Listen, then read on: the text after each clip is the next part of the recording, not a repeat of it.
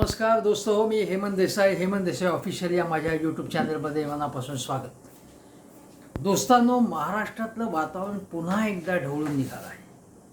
मराठा विरुद्ध ओबीसी असा संघर्ष पेटवण्यामध्ये कोणाला रस आहे का असा प्रश्न निर्माण झाला आहे. माझं दोन्ही समाजाला आवाहन आहे की दोन्ही समाजांनी शांततेने जे काही आपल्याला आंदोलन करायचं ते करावं. दोन्ही समाज एकमेकांच्या विरोधात नाही आहेत.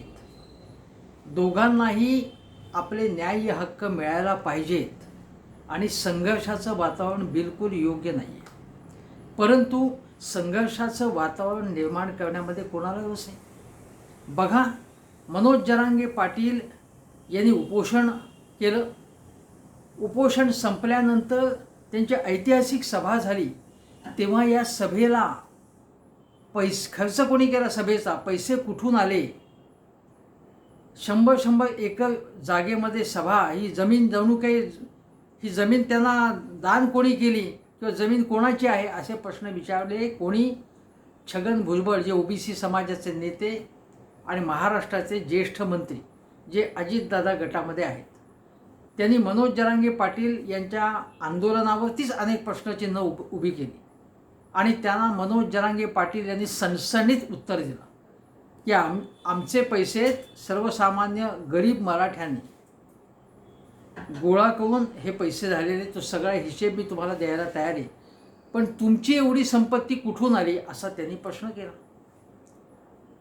मग छगन भुजबळांनी त्यांना आपल्या परीने उत्तर देण्याचा प्रयत्न केला, पण त्यामध्ये काही दम नव्हता. छगन भुजबळांनी काही दिवस शांततेत राहिले ते, परंतु पुन्हा त्यानंतर ते मनोज जरांगे पाटील यांच्या आंदोलनाबद्दल काही प्रश्न विचारायला लागले. मग त्यांना धमकी आल्याचं त्यांनी सांगितलं. छगन भुजबळ यांना संरक्षण देण्यात आलं आणि छगन भुजबळ किंवा कुठच्याही नेत्याला, कुठल्याही समाजाच्या नेत्याच्या त्यांना शारीरिक इजा कधीही पोचता कामा नये. हे जे वाद आहेत, जे मतभेद आहेत, ते चर्चेनेच मिटले पाहिजेत असं पुन्हा एकदा आवाहन.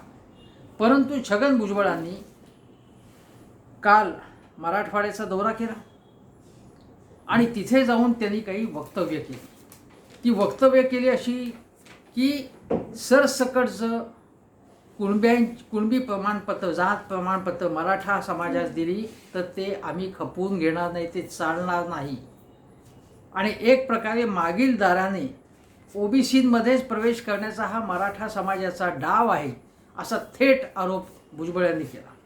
त्यानंतर ते असंही म्हणाले की त्यांनी सरकारच्या धोरणावरती टीका केली. सरकारमध्ये मंत्री आहेत, माझं म्हणणं आहे त्यांना टीका करायची असेल, जाहीर टीका करायची असेल, मंत्रिमंडळाच्या बैठकीत बोला ना तुम्ही, पण जाहीरपणे सरकारवरतीच आपल्या टीका करायची असेल तर बाहेर पडावं त्यांनी, किंवा मुख्यमंत्र्यांनी त्यांना दूर करावं, किंवा अजितदादांनी काय तो कटू निर्णय घ्यावा की बाजूला व्हा तुम्ही, तुम्हाला जर मान्य नसेल तर.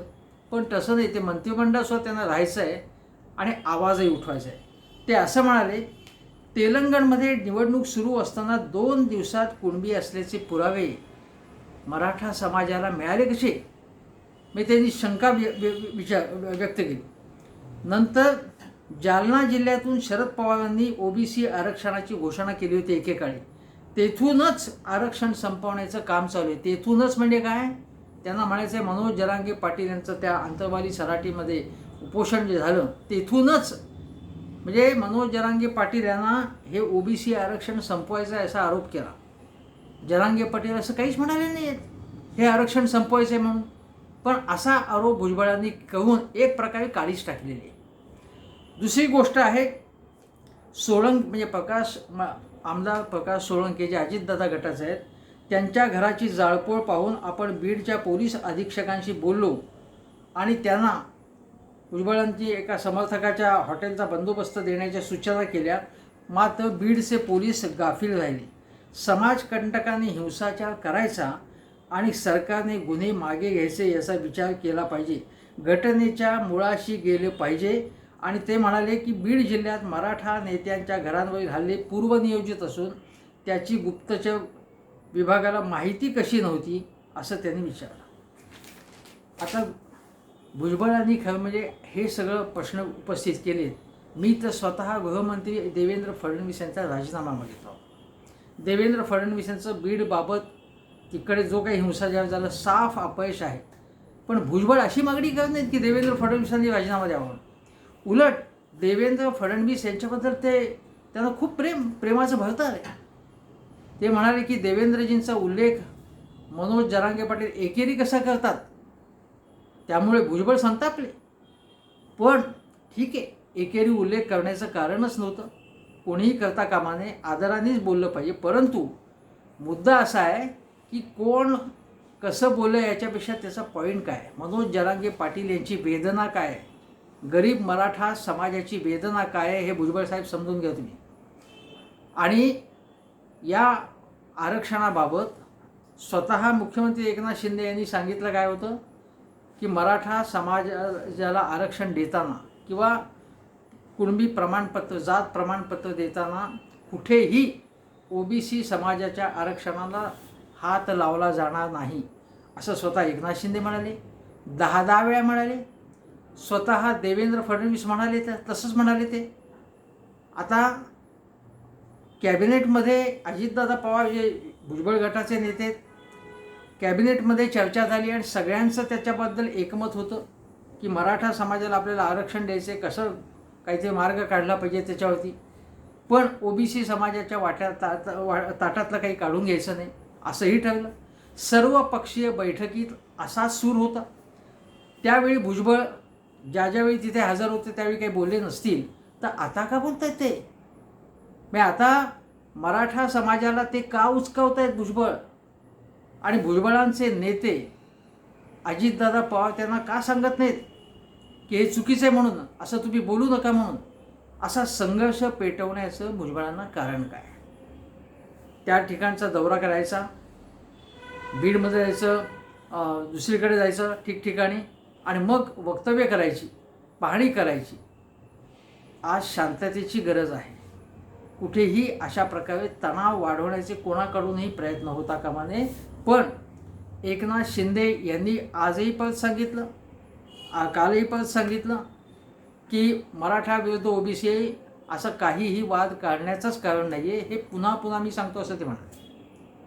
त्यानंतर शंभूराज देसाई जे त्यांच्या जवळचे आहेत त्यांनी सांगितलं की ते म्हणाले की भुजबळ असं कसं म्हणतात, हे बरोबर नाही आहे, असं स्पष्ट शब्दामध्ये शंभूराज देसाई यांनी सांगितलं. स्पष्टपणे मतभेद व्यक्त केला की असं जे होणार नाही ते होणार आहे असं सांगायचं. म्हणजे ओबीसींच्या वाट्यातला, म्हणजे ओबीसींच्या वाट्यातलंच आरक्षण काही टक्के घेऊन हे मराठा समाजाला द्यायचं असं होणारच नाही आहे. पण ते होणार आहे अशी भीती दाखवायची, बागुलबुवा निर्माण करायचा, हे कोण करत आहे, हे भुजबळ करतात आणि ते चुकीचं आहे असं स्पष्टपणे शंभूराज देसाई म्हणाले.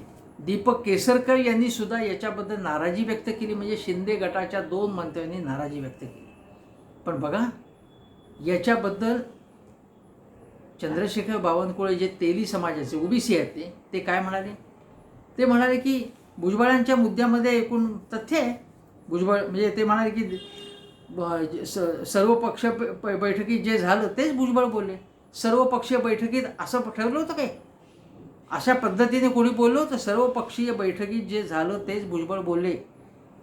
भुजबळ ओबीसी समाजाचे नेते, बावनकुळे हे भाजपमधले ओबीसी समाजाचे एक नेते, ते भुजबळांच्या बाजूने बोलले. लक्षात घ्या तुम्ही काय चालले. आणि ते म्हणाले की बावनकुळे असं म्हणाले की देवेंद्रजींनी दिलं तसंच आरक्षण शिंदेसाहेब देतील. म्हणजे मराठा समाजाला आरक्षण देवेंद्रजींनी कसं दिलं होतं, व्यवस्थित दिलं होतं, जे महाविकास आघाडीने काहीच केलं नाही असं त्यांचं म्हणणं. अशोक चव्हाण साहेबांनी काहीच केलं नाही असं त्यांचं म्हणणं आहे. हे टिकू शकलं नाही आरक्षण, असा बोगस आरोप हा मविया सरकारवरती हा केला जातो आहे. आणि चंद्रशेखर बावनकुळेंनी तो सूर आळवला. आज भारतीय जनता पक्षाचे एक प्रवक्ते आहेत, त्यांनी केशवाय नमा असं करत एक लेख लिहिला आणि त्यामध्ये काय म्हटले की मराठा समाजाचे तारणहार कोण आहेत, देवेंद्र फडणवीस हेच आहेत. याचा दुसरा अर्थ काय सांगायचं आहे म्हणजे आज मराठा समाजाला आम्ही काही देत आहोत असं जे म्हणत आहेत ते मराठा समाजाचे तारणहार नाही आहेत. म्हणजे एकनाथ शिंदे हे तारणहार नाही आहेत मराठा समाजाचे. वास्तविक मनोज जरांगे पाटील यांचं उपोषण संपवण्यात यशस्वी झाले कोण आहेत? ते एकनाथ शिंदे यशस्वी झाले. राजकीयदृष्ट्या एकनाथ शिंदे यशस्वी झाले, नाहीतर महाराष्ट्रातलं वातावरण पेटलं असतं. शांत केलं त्यांनी मनोज जरांगे पाटील यांना. मनोज जरांगे पाटील सातत्याने एकनाथ शिंदेबद्दल आदराची भावना व्यक्त करतात आणि अजितदादा आणि खास करून देवेंद्र फडणवीसांवरती सातत्याने ते टीका करत आहेत. हे लक्षात घ्या. तुम्हाला एकनाथ शिंदे यांना मराठा समाजाचे आपण नेते आहोत असं आता प्रोजेक्ट करायचं आहे. म्हणजे केवळ बाळासाहेब ठाकरे किंवा धर्मवीर आनंद दिघे यांचा मी शिष्य याच प्रतिमेमध्ये ते अडकलेत. तर ती प्रतिमा त्यांना वाढवायची आहे, बदलायची आहे, अधिक लोकांपुढे जायचं आहे. 32% मराठा समाजाचा नेता मी आहे आणि मनोज जरांगे पाटील यांना एक प्रकारे त्यांचं मन वळवण्यामध्ये मी यशस्वी झालो आहे आणि हे एकनाथ शिंदे प्रोजेक्ट करण्याचा प्रयत्न करतात. आज ते जम्मू काश्मीरमध्ये जाऊन छत्रपती शिवाजी महाराज त्यांच्या पुतळ्याचं अनावरण त्यांच्या हस्ते तिथे झालं. एक प्रकारे आपली ही प्रतिमा आहे ते ठळक करण्याचा प्रयत्न करत आहेत आणि सतत याच्यामध्ये कुटाणे करणं, फोडाफोडी करणं ही भाषा जी आहे, जे शब्द मनोज जरांगे पाटील वापरतात ते देवेंद्र फडणवीस यांच्याबद्दल वापरतात. हे सतत मंत्रालयामध्ये काड्या कोण करत आहे? हे देवेंद्र फडणवीसच करत आहेत असं त्यांनी कधी नाव घेऊन बोलले, कधी नाव न घेता मनोज जरांगे पाटील बोललेले आहे. हे आपण लक्षात घ्या. आता याचं अजून एक सांगतो गोष्ट याच्यामध्ये, की काही जणांचं मत आहे की भीमा कोरेगावला काही वर्षांपूर्वी जो हिंसाचार झाला होता, जो व्हायला नको होता, त्यावेळी तिथे संभाजी भिडे म्हणजे मनोहर भिडे आणि एकबोटे हे जे हिंदुत्ववादी लोक होते ते तिथे जाऊन एक वातावरण त्यांनी निर्माण केलं आणि मग तिथे दंगल पेटली आणि यांनी हात वर केले. त्यापैकी एकबोट्यांवरती कारवाई सुद्धा झाली, पण संभाजी भिडे किंवा मनोहर भिड्यांवरती कोणतीही कारवाई झाली नाही. त्या ठिकाणी हिंसाचार हे सगळं घडवण्याचं कारस्थान कोणी केलं याबद्दल लोकांनी प्रश्न विचारले होते, पुरावे दिलेले होते सगळे. आणि त्याबाबत बघा, स्वतः धनंजय मुंडे जे देवेंद्र फडणवीसांचे मित्र आहेत, परंतु त्यावेळी ते काय म्हणाले होते, भीमा कोरेगावची दंगल शमवण्यामध्ये, कारवाई करण्यामध्ये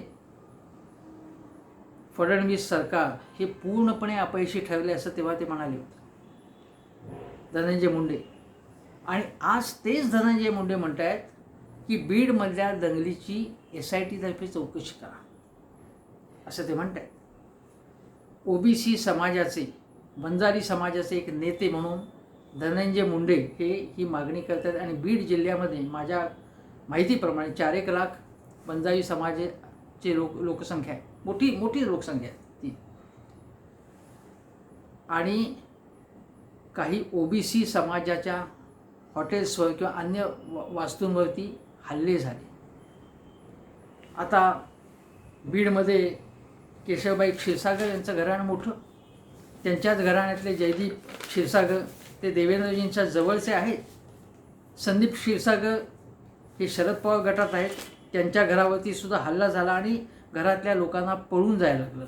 हे आपल्याला सगळ्यांना माहिती आहे. परंतु त्यामध्ये जे सुदैवाने घरातली मंडळी वाचली, काही जणांना पळून जावं लागले पण वाचली. घरात जाळपोळ केली गेली.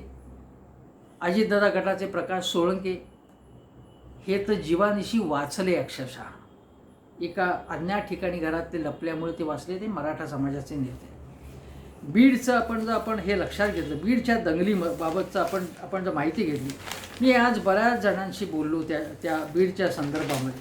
कारण बीडची दंगल ही एक कोणी केली, कशी घडवली, कोण सूत्रधार आहेत हे शोधण्यासारखं आहे. त्यासाठी तिथलं थोडंसं राजकारण आपण समजून घेतलं पाहिजे. प्रकाश सोळंके हे मराठा समाजाचे आमदार आहेत.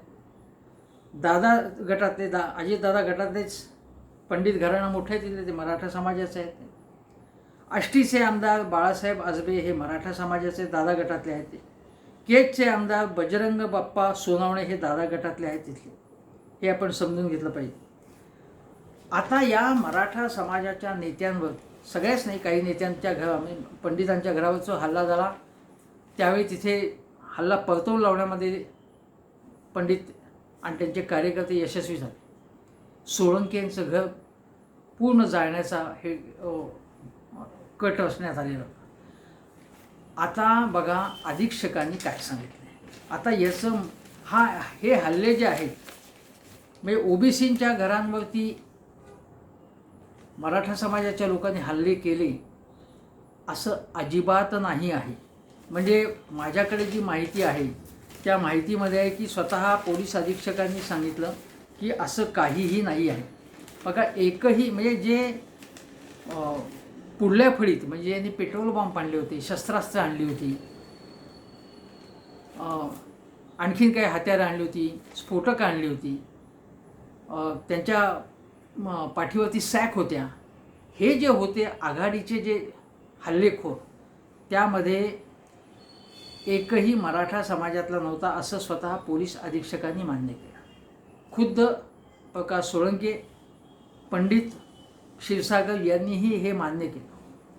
परंतु काही जण आपण ओबीसींचे नेते आहेत असं म्हणणारे मात्र भिखारी वक्तव्य करत आहेत आणि हे हल्ले कोणी केले आहेत त्याच्या मुळाशी जा आणि असं एक प्रकारे सुचवण्याचा प्रयत्न आहे की मराठा समाजाच्या नेत्यांनी हे हल्ले केले ओबीसी समाजाच्या नेत्यांवर. म्हणजे क्षीरसागर हे मला वाटतं तेली समाजाचं आहे, ओबीसी आहेत, अशांवरती असं चित्र रंगवण्याचा प्रयत्न केला. खुद्द क्षीरसागरांच्या कुटुंबियांनी हे मान्य केले नाही. त्यामुळे बीडमधले सुदैवाने बीडमधले जे नेते आहेत ते याबाबत अशा प्रकारचं कुठलंही वक्तव्य करत नाही आहेत. आता इथे लक्षात घेतलं पाहिजे की मी तुम्हाला 2-3 गोष्टी सांगतो की भुजबळ जी लाईन चालवत आहेत ती देवेंद्र फडणवीसांची लाईन आहे. ज्यावेळी एकनाथ शिंदे यांनी ज्यूस पाजला मनोज जरांगे पाटील यांना, त्याच दिवशी देवेंद्र फडणवीस यांनी दुसऱ्या दिवशी ओबीसी नेत्यांच्या उपोषण किंवा आंदोलनाच्या स्थळाला भेट दिली. नंतर ते असंही म्हणाले की आमचा म्हणजे भाजपचा DNA हा ओबीसी आहे. म्हणजे ओबीसी कन्सॉलिडेशन सगळं ध्रुवीकरण करायचे, ओबीसी मतांची जमवाजमव करायची, एकत्र आले पाहिजे. एकत्र केव्हा येतात सगळे, कन्सॉलिडेट केव्हा येतात, दुसऱ्या एखाद्या समाजाविरुद्ध काही वक्तव्य करायची, तो समाज आहे त्याला शत्रुस्थानी लेखायचं आणि मग हे कन्सॉलिडेशन करायचं. मग एकत्र ओबीसी मतं एकत्र आणायची तरच आज अत्यंत महाविकास आघाडीला अनुकूल हवा असताना आपल्याला यश मिळवायचं असेल तर असंच करायला पाहिजे असा विचार यामागे असू शकतो. दुसरी गोष्ट आहे की एकनाथ शिंदे यांना त्यांचे काही अनेक आमदार हे औरंगाबाद जिल्ह्यातले आहेत, त्या पट्ट्यातले आहेत आणि आपला बेस वाढवण्यासाठी त्यांना मराठा समाज जर कन्सॉलिडेट करता आलं, मराठा मतं कन्सॉलिडेट करता आली तर त्याचा एकनाथ शिंदेंना फायदा होईल आणि त्याचा फटका कोणाला बसेल, काँग्रेस, राष्ट्रवादी आणि उबाठा सेनेला फटका बसेल. असं याच्यामध्ये एक गोष्ट असू शकते, विचार असू शकतो. पण त्याचवेळी मी तुम्हाला सांगतो की एकनाथ शिंदे हे मराठा समाजाचा मोठा नेता आहे असं सांगू पाहत आहेत. मी मुख्यमंत्री आहे आणि या पुढच्या भविष्यकाळात मीच राहणार आहे, कारण 32% मराठा समाज, अगदी मनोज जरांगे पाटील सुद्धा यांचं माझ्याबद्दल चांगलं मत आहे.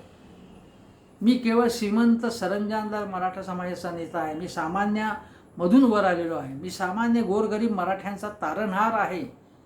देवेंद्र फडणवीसच तारणहार आहे तसं तुम्ही समजायचं, कारण मीच आहे आणि मीच मनोज जरांगेचं उपोषण समाप्त केलं आणि मराठा समाजाला आरक्षण देणार असं मी शिवरायांची शपथ घेऊन जाहीरपणे सांगितलं आहे. याचा अर्थ काय आहे मित्रांनो, समजून घ्या की देवेंद्र फडणवीस विरुद्ध एकनाथ शिंदे अशी ही लढाई आहे. देवेंद्र फडणवीसांच्या बाजूने आता ते ओबीसी मुद्दा मांडतायत, बावनकुळे त्यांच्या पक्षात आहेत, पण छगन भुजबळ सुद्धा 30 लाईन मांडतायत. जे छगन भुजबळ ओबीसींच्या प्रश्नांवरती देवेंद्र फडणवीसांशी जेव्हा भुजबळ मविया आघाडीत होते तेव्हा जाहीर वाद करत होते, तेच भुजबळ आता बघा काय करतायत. जे गुणवंत सदावर्ते यांचा जो बघा, गुणवंत सदावर्ते हे या प्रकरणामध्ये न्यायालयीन लढाई लढत आहेत आणि त्यांनी ठामपणे मनोज जरांगे पाटील यांना विरोध केलेला आहे. आणि मनोज यांनी गुणवंत सदावर्ते हा कोणाचा माणूस आहे अशाही अशी प्रतिक्रिया दिलेली आहे. मी त्यांना म्हणायचं आहे की गुणवंत सदावर्ते हे फडणवीसांचा माणूस आहे, फडणवीसांचं पिल्लू आहे, असंच त्याला म्हणायचं. हे गुणवंत सदावर्ते एस टीच्या संपाबाबत जेव्हा त्यांनी जाहीर केलं की आता आम्ही संप करणार आहोत, तेव्हा सुधीर मुनगंटीवारांनी म्हणाले की आपण चर्चा करू, आणि ताबडतोब संपाचा विचार मागे हटला सदावर्ते यांचा. त्यांना किती पाठिंबा आहे कोण येतात, काहीच पाठिंबा नाही असं म्हणतात, काहीही पाठिंबा नाही त्यांना. हे देवेंद्र फडणवीसांचाच हे सगळं षडयंत्र आहे असं बोललं जातं. तर मग सदावर्ते म्हणाले बघा, उभाटा सरकार कुठे होतं, ठाकरे सरकार कसं, आम्हाला काही चर्चाही करत नव्हती, असं सरकार पाहिजे. आणि सुधीर भाऊंचे त्यांनी आभार मानले, ते त्या खात्याचे मंत्री आहेत. पण एकनाथ शिंदेचे आभार गुणवंत सदावर्ते यांनी याबाबत मांडले नाही. लक्षात घ्या, गुणवंत सदावर्ते हे देवेंद्र फडणवीसांना पूरक भूमिका वठवत आहेत. अनेक बाबतीत हे दिसून आले आहे. सदावर्ते यांच्या निशाण्यावरती शरद पवार असतात. शरद पवारांच्या घरावरती हल्ला कसा आला होता आपल्याला माहिती आहे. आणि देवेंद्र फडणवीस यांचा शरद पवार हा सर्वात मोठा महाराष्ट्रातला शत्रू आहे, हे आपण लक्षात घ्या. आता या गोष्टी सांगितल्यानंतर बीडकडे परत वळलं पाहिजे. बीडमध्ये हे जे हल्ले झाले ते हल्लेखोर कोण होते? आता मला जी माहिती मिळाली आहे ते प्रमुख हल्लेखोर हे मराठा समाजाचे नव्हते, हे पोलीस अधीक्षकांनी सांगितलं. पण ज्यावेळी हल्ला झाला त्यावेळी तिथल्या जिल्हाधिकारी त्या ठिकाणी 7:30 वाजता आले, आणि जे 1-1:30 वाजल्यापासून हल्ले सुरू होते. आणि सरकारचा सगळ्यात महत्त्वाचा अधिकारी बाई तिथे आलेच नाही.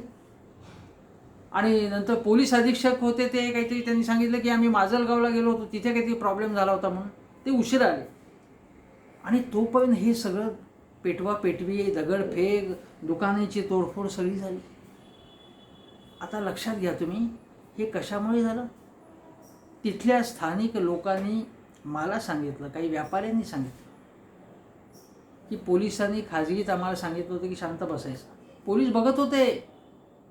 म्हणजे क्षीरसागर यांच्या घरावरती हल्ला झाला तेव्हा पोलीस पळून गेले तिथनं. मग क्षीरसागर यांच्या समर्थकांनीच थोडासा मुकाबला केला. बरं, दुसरी गोष्ट म्हणजे हे बघा कसं पोलिसांनीच खाजगीत सांगितलं की आम्हाला ॲक्शन घ्यायची नाही असं सांगितलं. नंतर जे अत्यंत आक्रमकपणे घोषणा देत होते त्यापैकी 50-60 जण बाहेरचे होते. हे कसं ओळखलं? तिथल्या लोकांनी सांगितलं ते वेगळ्याच भाषेत वेगळ्या टोनमध्ये बोलत होते. म्हणजे त्यांना घोषणा ज्या आपण देतो, म्हणजे एक मराठा लाख मराठा ही घोषणा त्यांची पाठ झाली होती. पण जय भवानी, जय शिवाजी, जय जिजाऊ, जय शिवराय या ज्या आपण घोषणा देतो सगळे समाजाचे लोक, आणि त्या मनोज जरांगे पाटील यांच्या आंदोलनाच्या वेळेस देण्यात आल्या, अन्य आंदोलनाच्या वेळेस देण्यात आल्या. या घोषणा त्यांना नीट देता येत नव्हत्या. नंतर हे अगदी यांच्याकडे स्कॉर्पिओ होती, वॉकी टॉकी होती, आणि स्कॉर्पिओमध्ये काही हत्यारं होती, सॅक्स होत्या, हे मी तर तुम्हाला सांगितलंच. हे सगळं होतं. आणि त्यांना जेव्हा काही म्हणजे त्यांच्या अटॅकचा मुकाबला करताना त्यांच्यावरती जेव्हा त्यांना ठोकून काही जणांनी काढलं तर ताबडतोब ॲम्ब्युलन्स आल्या. 5 मिनिटात ॲम्ब्युलन्स आल्या. पोलीस ॲम्ब्युलन्स इतक्या पटकन येतात. 5 मिनिटात ॲम्ब्युलन्स आल्या, त्यांना घेऊन गेलं. ती माणसं कुठे गेली कळलंच नाही. कोण होती ती माणसं? त्यांच्या मराठी घोषणा ते हिंदीमध्ये बोलत होते एकमेकाशी, आणि ते सांगत होते की अभी 22 पे जाना है, 20 पे जाना है. म्हणजे घराचा नंबर असेल, प्लॉटचा नंबर असेल, बंगल्याचा नंबर असेल, हे सगळं ठरवलेलं होतं त्यांचं. हे बघा, हे संपूर्ण सगळी गोष्ट ही भीमा कोरेगावमध्ये जसं प्लॅनिंग होतं आणि त्याचा मागचा सूत्रधार कोण आहे हे शेवटपर्यंत कळलं नाही. आता तुम्ही विचारात घ्या की भीमा कोरेगावच्या दंगलीमध्ये काही हिंदुत्ववाद्यांनी कशी भूमिका निभावली. आता इथे बघा तुम्ही, मनोज जरांगे पाटील यांच्या उपोषणस्थळी लाठीमार हा देवेंद्र फडणवीस यांच्या गृह खात्याच्या पोलिसांनी केला होता. त्यानंतर त्यांना माफी मागायला लागली. त्याबाबत त्यांनी ज्या काही गोष्टी सांगितल्या, देवेंद्रजींनी त्यांना शब्द मागे घ्यावे लागले, मला चुकीची माहिती मिळाली असं देवेंद्रजींना सांगायला लागलं. हे हल्ले होणार अशी कुणकुण गुप्तचर विभागाला न लागणं हे आश्चर्यकारक आहे. काही लोकांना जर माहिती होतं की काहीतरी घडणार आहे, तर गुप्तचर विभागाला माहिती असूनही ते स्वस्थ बसले का? सरकारी यंत्रणा स्वस्थ बसली का? पोलीस सक्रिय पद्धतीने का ॲक्टिव्ह झाले नाहीत?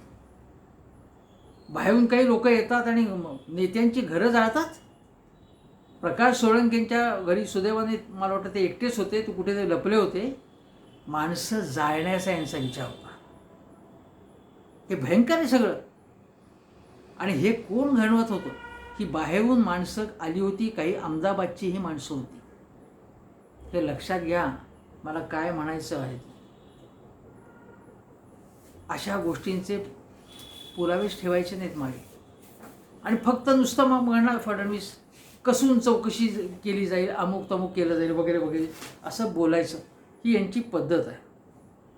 मी तुम्हाला अजून एक गोष्ट सांगतो की 2019 साली मराठा समाजाला जेव्हा फडणवीसांनी आरक्षण दिलं, त्याबाबत विधिमंडळाचं कामकाज सुरू झालं, तेव्हा त्याबाबत प्रकाश सोळंके जे आज ओबीसी समाजाचे की धनगर समाजाचे नेते, ओबीसी समाजाचे एक नेते म्हणून सुद्धा पुढे आलेले, ते अनेक पक्षामध्ये जाऊन येऊन इकडून तिकडून ते प्रकाशात राहण्याचा प्रयत्न असतो त्यांचा. ते प्रकाश शेंडगेच आहेत. ते म्हणाले की आता आम्ही मेळावे घेणार आहोत ओबीसी समाजाचा, आम्ही हे सहन करणार नाही, आमच्यातलं काहीच देणार नाही आम्ही मराठा समाजाला, अशी त्यांनी आक्रमक भूमिका केली. भुजबळांच्या घरी बैठक झाली आणि सगळे ओबीसी नेते एकत्र आलेले आहेत. आता 2019 साली हेच प्रकाश सोळंके प्रकाश शेंडगे हे काय म्हणाले होते ते मी तुम्हाला सांगतो की मराठा समाजाला आरक्षण देताना ओबीसी आणि मराठा हे प्रवर्ग वेगळे असतील असं चंद्रकांत दादा पाटील जेव्हा महसूल मंत्री होते यांनी स्पष्ट केलं होतं. परंतु सभागृहात बोलताना चंद्रकांत दादांनी मराठा समाज हा SC-BC मध्ये आल्याचं म्हटलं आहे. त्याच्यावर त्यांनी आक्षेप घेतला, म्हणजे शेंडगेंनी, जे माजी आमदार आहेत, ते असं म्हणाले, मराठा समाजाला आरक्षण देताना या आरक्षणाचा कोणताही फटका ओबीसी समाजाला बसणार नाही. मराठा समाजाचा प्रवर्ग वेगळा असेल. पण आता चंद्रकांत दादा पाटील म्हणतायत सभागृहात की मराठा समाज हा ओबीसी समाज झाला आहे, असं चंद्रकांत दादा म्हणतायत, असं प्रकाश शेंडगे म्हणाले होते त्यावेळी. देवेंद्र फडणवीस सरकारने व्होट बँकेवर डोळा ठेवून आम्हाला आश्वासन दिलं आणि आमची फसवणूक केली. आगामी जिल्हा परिषदेच्या निवडणुका जाहीर होतील, त्यामध्ये मराठा समाज ओबीसीमधून निवडणूक लढवू शकतो का, असा त्यांनी प्रश्न केला. म्हणजे देवेंद्र फडणवीस यांनी फसवणूक केली असं जे प्रकाश शेंडगे म्हणत होते, जे भाजपमध्ये सुद्धा जाऊन आलेले, ते राष्ट्रवादीतही होते, शिवसेनेच्याही जवळ होते, ते कुठेही जाऊ शकतात, कसंही जाऊ शकतात. परंतु आज मात्र ते भुजबळांच्या सुरात सूर मिसळत आहेत आणि भुजबळ आणि देवेंद्र फडणवीस एका बाजूला आहे. या तपासाबाबत भुजबळ जर गुप्तचर यंत्रणेचं अपयश, पोलिसांचं अपयश असं म्हणताना देवेंद्र फडणवीस यांचं नाव घेत नाही आहेत, हे लक्षात घ्या. हे सगळं काय चाललंय ते तुम्ही लक्षात घ्या की एकीकडे मी जयंतराव पाटील आज म्हणाले, चांगलं बोलत आहे, ते म्हणाले की त्रिशूल सरकार म्हणलंच एक, काही जण म्हणताय मराठ्यांची बाजू घेत आहेत, काही जण ओबीसींची बाजू घेत आहेत आणि सगळी मतं आपल्यालाच मिळावेत अशी कदाचित म्हणजे यांची व्यवस्था असेल असं त्यांना सुचवायचं. मला असं म्हणायचं आहे की मराठा समाजाचं नेतृत्व आपल्याकडे, अजितदादांकडे न जाता आपल्याकडे आणायचं. मराठा समाजाचे तारणहार देवेंद्र फडणवीस नाहीत, मी आहे असं एकनाथ शिंदेंना सांगायचं. 2024 नंतर त्यांनाच महाराष्ट्राचा मुख्यमंत्री व्हायचे आणि देवेंद्र फडणवीस हे मराठा समाजातले नाही आहेत. ते देवेंद्र फडणवीस म्हणाले की मी ब्राह्मण असल्यामुळे मला टार्गेट करतात.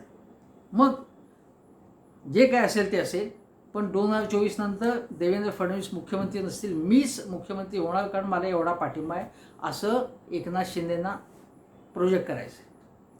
आणि अजितदादा पवार या शर्यतीमध्ये मागे, कारण मनोज जरांगे पाटील यांचीसुद्धा त्यांच्याकडे वक्तव्य दृष्टी वळाली. ते नाराज आहेत मनोज जरांगे त्यांच्याबद्दल. ते भेटायलाही गेले होते अजितदादा त्यांना. हे सगळं झालं.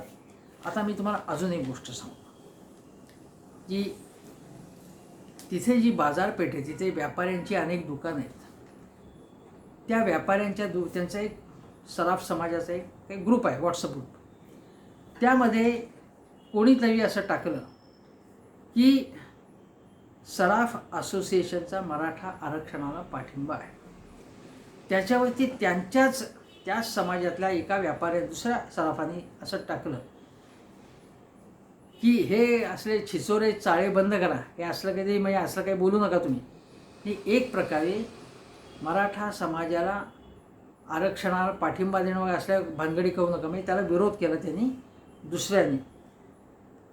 आणि मग ज्यांनी विरोध केला त्याचा तो स्क्रीनशॉट घेऊन ते व्हायरल करण्यात आलं. आणि मग त्याला धमक्या यायला लागल्या.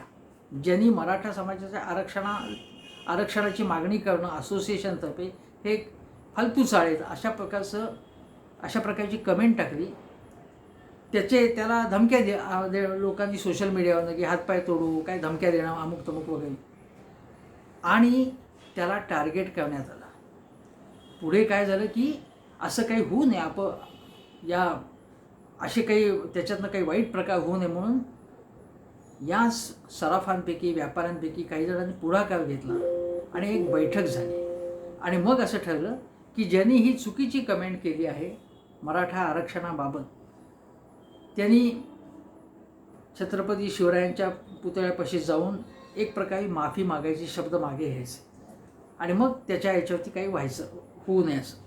हे सगळं, त्यामुळे ही मिटिंगही झाली. त्या मिटिंगमध्ये काही प्रसिद्ध प्राध्यापक, एक नेताही हजर होता असंही कळलं. आणि त्यानंतर ते सगळं झालं. पण त्यानंतर त्यांच्या परत दुकानाला टार्गेट करण्यात आलं. एवढंच नव्हे तर रिलायन्स किंवा बजाजच्या शोरूम फोडणं, राष्ट्रवादी भवन तिथे हल्ला करणं, हे सगळे प्रकार झाले. आता हे सगळं झालं असलं आणि या व्हॉट्सअप ग्रुपमधनं हे सगळं झालेलं असलं तरीसुद्धा आपण हे लक्षात घेतलं पाहिजे की हे जे लोक आलेले होते हे बाहेरगावचे, मुख्य हल्लेखोर हे बाहेरगावचे होते. म्हणजे ओबीसी समाजाच्या काही याच्यावरती टार्गेटवरती मराठा समाजाच्या लोकांनी हल्ला केला असं झाले नाही. ही अज्ञात माणसांनी केलेले हल्ले आहेत. आणि मनोज जरांगे पाटील सातत्याने सांगत होते ते आमची माणसं नाही आहेत, ते बाहेरून आलेले आहेत असं त्यांना सांगायचं. आणि मग दुकानं फोडणं असेल, कोणाचं आणखी नुकसान करणं असेल, मोटरसायकली जाळणं असेल, अशा अनेक गोष्टी झाल्या. याच्यामध्ये एक आपण लक्षात घेतलं पाहिजे की प्रस्थापित मराठा नेतृत्व आहे किंवा त्यांच्या विरुद्ध एक राग आहे गरीब मराठ्यांचा. हे खरं आहे, त्यांच्या विरुद्धचा राग आहे.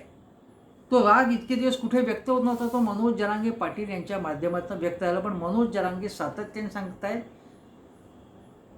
कुठलंही शस्त्र हाती घ्यायचं नाही, हिंसा करायची नाही, शांततेने आंदोलन करायचं, हे ते सातत्याने सांगत आहेत.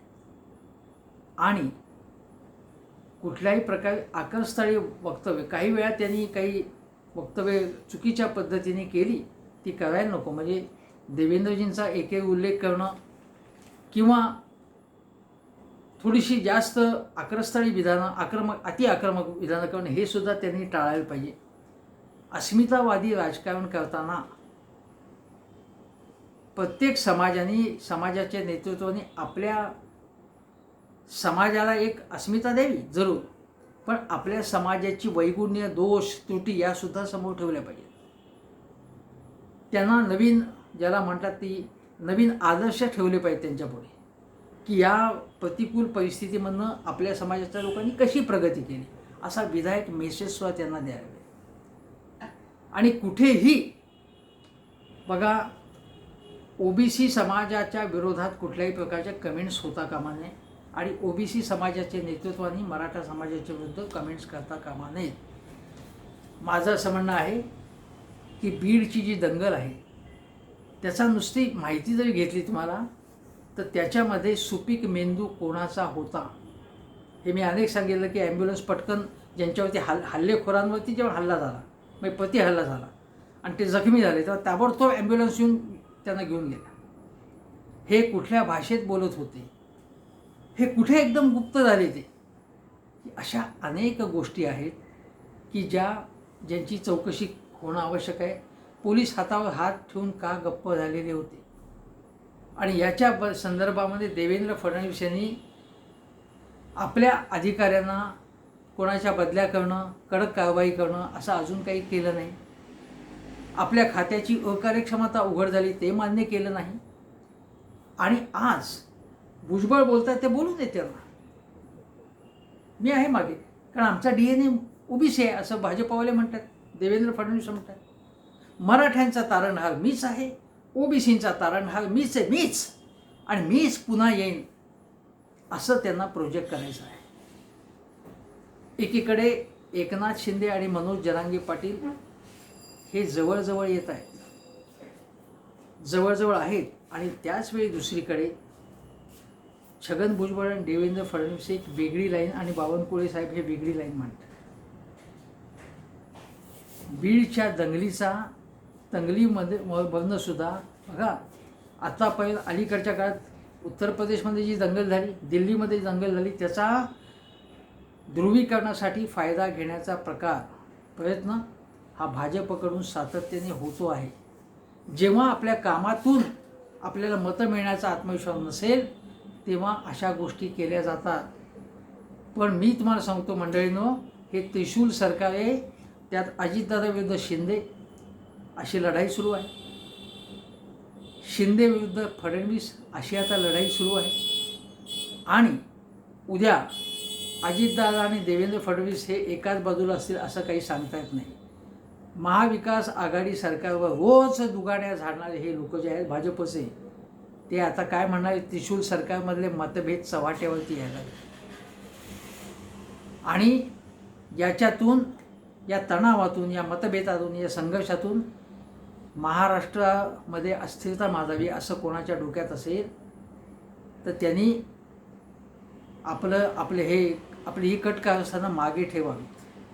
महाराष्ट्राची जनता सुज्ञ आहेत. कोल्हापूरमध्ये सुद्धा बघा, तुम्हाला कोल्हापूरमध्ये व्हॉट्सअप किंवा सोशल मीडियावर मेसेजेस येऊन अचानक बाहेरून धडाधड वाहणारी, जशी बीडमध्ये सुद्धा 400-500 मोटरसायकली एकदम आल्या. हे कोण करतं आहे, याच्यामागे डोका कोणाचं आहे, सुपीक मेंदू कोणाचा आहे, चाणक्य कोण आहे याच्यामागे, याचा विचार करा मंडळीनं. आणि अशा कुठल्याही उपद्व्यापांना कोणीही बळी पडू नये, सोशल मीडियाला बळी पडू नये. आणि मराठा समाजावरती या हल्ल्याचा एकत्रितरित्या कोणी हल्ला केला आहे अशा प्रकारचे आरोप करू नयेत. बाहेरच्या लोकांनी बीडमध्ये येऊन हे उपद्व्याप केलेले आहेत, जसे कोल्हापूरमध्येही झाले. आणि हा एक वेगळा पॅटर्न महाराष्ट्रामध्ये एस्टॅब्लिश होऊ पाहतो आहे. यामुळे ओबीसी विरुद्ध मराठा असं अजिबात नाही आहे, हे लक्षात घ्या. असं कोणीही वातावरण निर्माण करण्याचा प्रयत्न करू नये आणि भुजबळांनी हा उपद्व्याप करू नये. आणि शांतता राखण्यासाठी सर्व राजकारण्यांनी मदत करावी असं पुन्हा एकदा आवाहन करतो. आणि एकदा सांगतो परत की हेमंत देसाई ऑफिशियल हा माझा चॅनल सबस्क्राईब करा, शेजारचं बेल आयकनचं बटन दाबा. एवढंच. नमस्कार.